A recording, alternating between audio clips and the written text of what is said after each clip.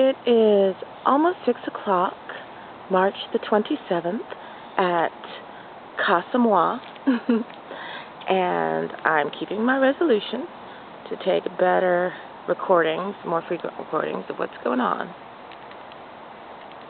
I love that tree in bloom. I think it's a dogwood. I should know. I'll look that up. My Sweet William is beginning to bloom, and things are filling in. So today I'm going to share some stuff I've done and some stuff that I'm about to do, or fixing to do, as we said in the South. My Latin teacher loved teaching in the South because we had the proper cases for everything. Yay, Sweet William. Oh, here's a nice one. Last year, I tried to remember which plants gave me my very favorite flowers, so that I could be sure to save those seeds and propagate them. Ooh, I like that one. Look at this brilliant red. That's nice.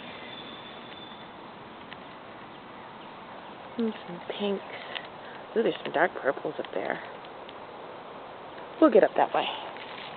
Alright, oh, there's a little swath of violets, some clover. Oh, the lettuce seems to be doing better. I need to thin that out soon. Chives, those should be blooming shortly. The roses just took a hit. I'm not even going to get closer to those because I don't like them. Oh, look at my sweet peas. Or, sorry, snow peas. These are snow peas.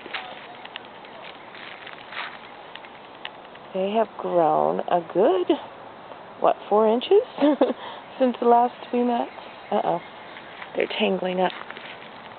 Look at them tangling up like that. Do you have your own string, young master? There we go.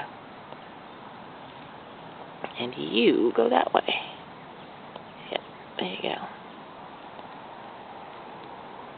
I'm not sure what y'all just saw. That's going to be fun for me to find out, because I wasn't even paying attention to what I was filming. Anyway, here's a nice purple one. I think I'll come through and tie some strings around the colors I really like, so that I can remember to save their seeds. Hello, columbine. You're a little further away from the other columbines. They look like they're going to bloom. I planted more of all of these, so in theory there'll be a second blossoming in May, which should knock your socks off. Hello, little bumblebee. Let's see, can we zoom in on you?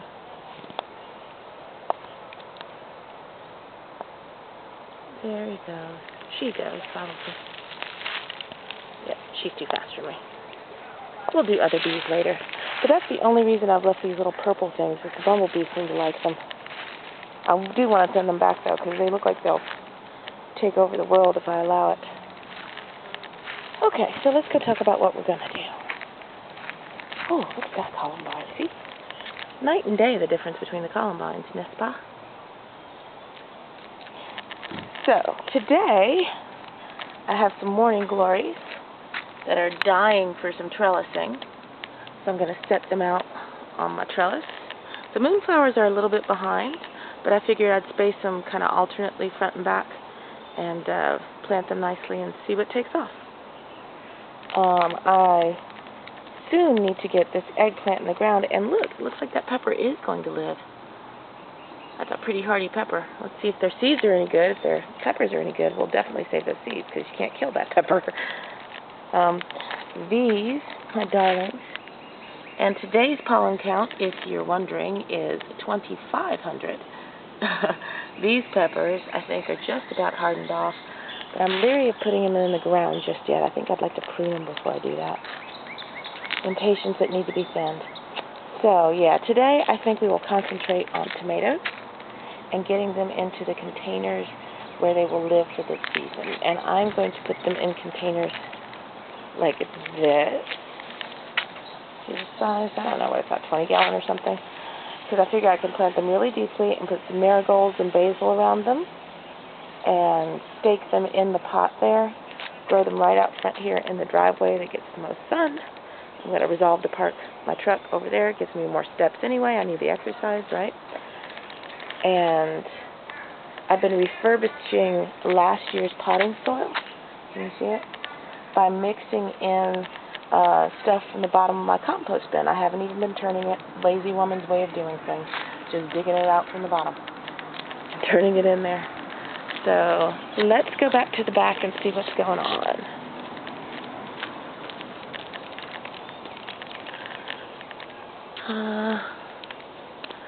All of the impatiens, we'll take a look at them, seem to be doing quite well. I do believe they've doubled in size. Well, that might be an exaggeration, but they've definitely gotten bigger. Hello, little pine tree. It is pine pollen season in Atlanta. Look at that. Which means there's pollen everywhere.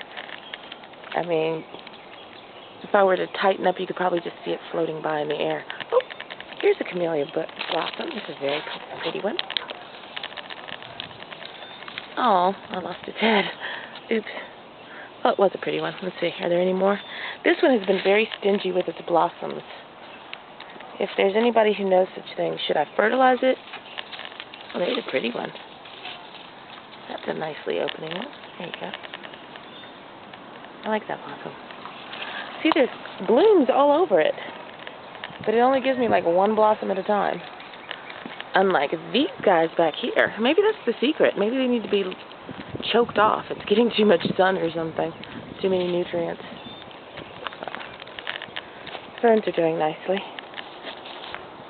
Not so much for my moss. I may have to redo the moss. I really can't wait to... Isn't that the best tree? I mean, doesn't it look like an int? Fangorn, arum, broom, haha. I don't speak Intish near as well as I speak Sylvan Elvish. No, alim, Asfala. Okay, done with the geekdom. The chickens, again, know that it's time to come outside. So we're going to agitate them while we look at the bees, and then I'll take another video of just chickens. Oh, look at these Lenten roses. They are just reliable bloomers, and that's just the most beautiful azalea. It's too bad it's so small. This one can live. This one I'll cultivate and take care of. Those over there are on limited rations. All right, chickens, I will be back, I promise. Let's go take a look at the bees first. So, one of the first things I want to do this weekend is take a look at the bees. The queens were all out. I think I'm going to set up a tripod and do an actual inspection in front of the camera. Won't that be fun, chainsaw baby? So, let's get tight. In and out, and in and out, and in and out. That's not the best focus, is it? Well, trust me. It's very busy. Maybe I'll go wide and put the camera closer.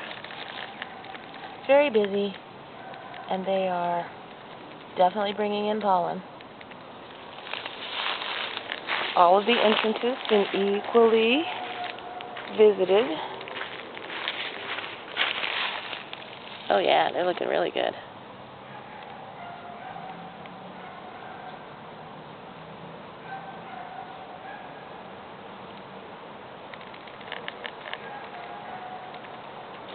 So, yeah, I'm definitely going to do a hive inspection for the camera, this weekend, because I need to check, always have a purpose when you're in a hive, I need to make sure that they are laying and that they are not honey-bound, because I gave them each a completely empty frame, a frame that was drawn comb, but nothing really in it, maybe a little bee bread, and I gave them 3 to 5 frames of honey, of various stages, capped, uncapped.